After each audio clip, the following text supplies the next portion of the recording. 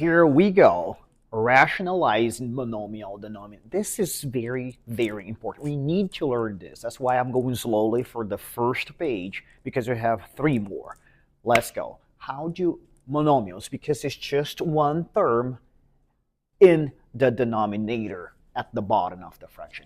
The simple process is we multiply the top and the bottom by the radical we see in the denominator. That's the process. So we see the square root of 3. So then we have to multiply this, the top and the bottom, by the square root of 3. Always by the radical in the denominator. So multiplying 4 times the square root of 3 is 4. The square root of 3 is like we're multiplying 4 times x, 4x.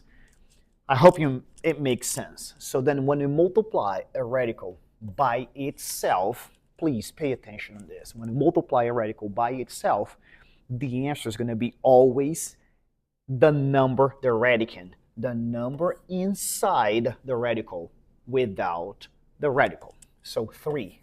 Simple like that. Where is this coming from? If you multiply this by this, we get the square root of 9.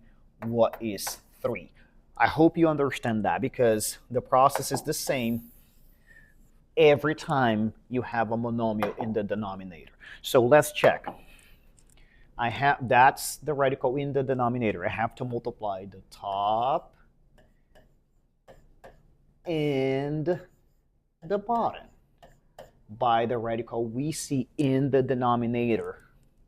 1 times the square root of 13x is going to be the square root of 13x. And remember, we multiply this by this. It's going to be the radicand, what is inside, but we do not use the radical symbol anymore. Let's check this. So do not overthink questions. Do we have a square root of 4? Yes, it's 2. And then we have to do here the same process we just did. You can try this one. So let's go for the next, because now we are rationalizing binomials. Okay, now it's binomial denominators, meaning we're going to have 2 terms, square root of 5, square root of 2. We use the conjugates to do that. What is that, Mr. Paulo? That means we multiply the top and the bottom by the same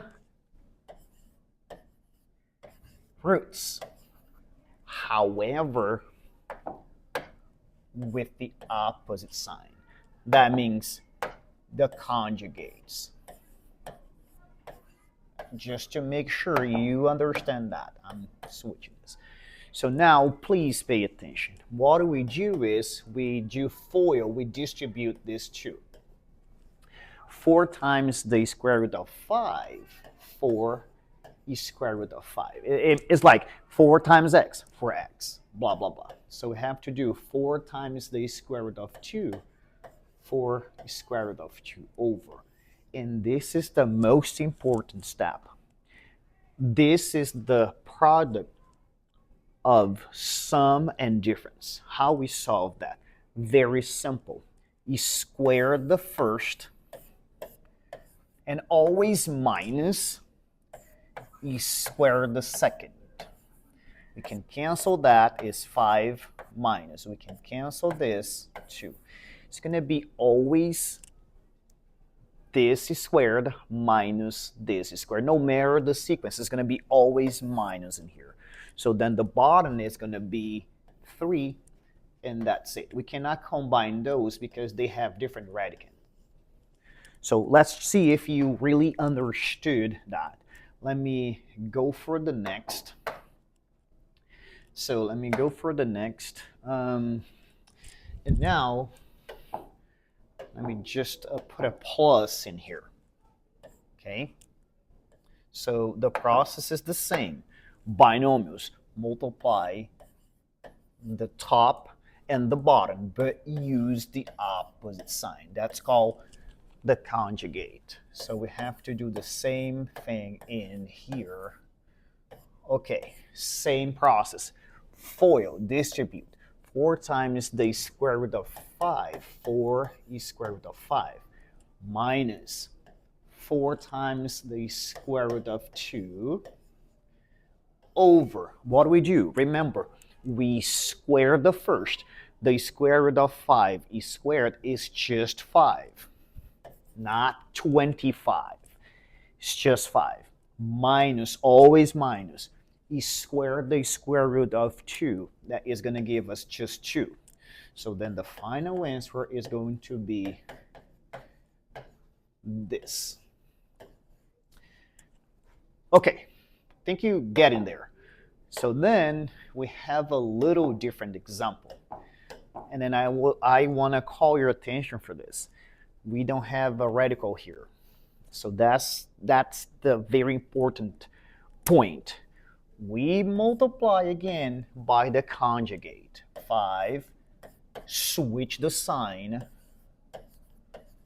and do by the top and the bottom. So one more time. 2 times 5, 10, plus 2 times the square root of 23. Just put them together, like 2 times x, 2x, over. Now we are going to square the first, always minus, and then we square the second. But now, please attention. What is 5 squared? 5 times 5 is 25. Minus, what is the square root of 23 squared? Just 23. Okay, because we're doing this, please remember, cancel this, it's going to be 23. Don't forget this detail, okay? Please don't forget that, otherwise it's going to be wrong. If we subtract those two, we get 2. So a little complex thing. We can simplify every single number here by 2. So 10 divided by 2 is 5. This divided by 2 is just this. If we divide 2 by 2 is 1. Please don't put 1 at the bottom. So this is the final answer. I hope you got this. Next. So let's see if I just switch the sign. Okay. One more example of those. We multiply by the conjugate. Same everything except the sign. We have to switch the sign.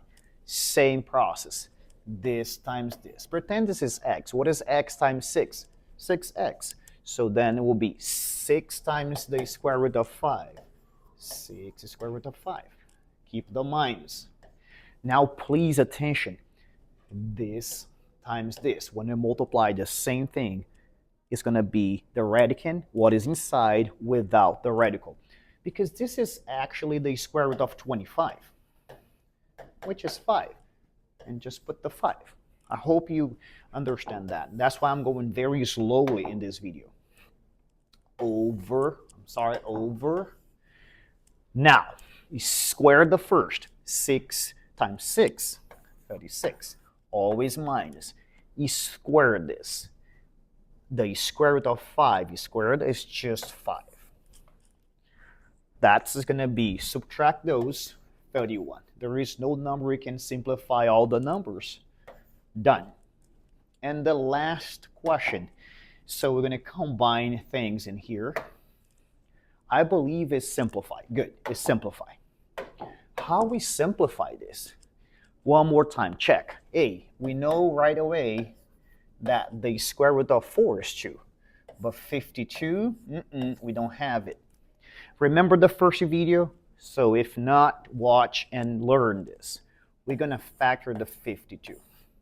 By 2, 26. By 2, 13. 13 is prime. It only goes by 13. When you do this, we get 1. Once we get 1, remember, every pair gives me one number outside of the radical. So the 13 is by itself. It's going to be in the radical. So if we keep going, 2 is on the top, and this is going to be the 2 out because we have a pair of 2. Give me a 2 out, and then we keep this in. We're not done yet. Simple thing. We can simplify both by 2. 2 divided by 2 is 1. 2 divided by 2 is 1. Are we done? No, we can't have a radical in the denominator. Yes. So what is the step? We rationalize it. So we multiply the top and the bottom by the radical you see in the denominator. What is 1 times the square root of 13? The square root of 13. Multiplying this by itself in the radical gives us the number outside the radical. That's the final answer. Watch again. Thank you for watching the video.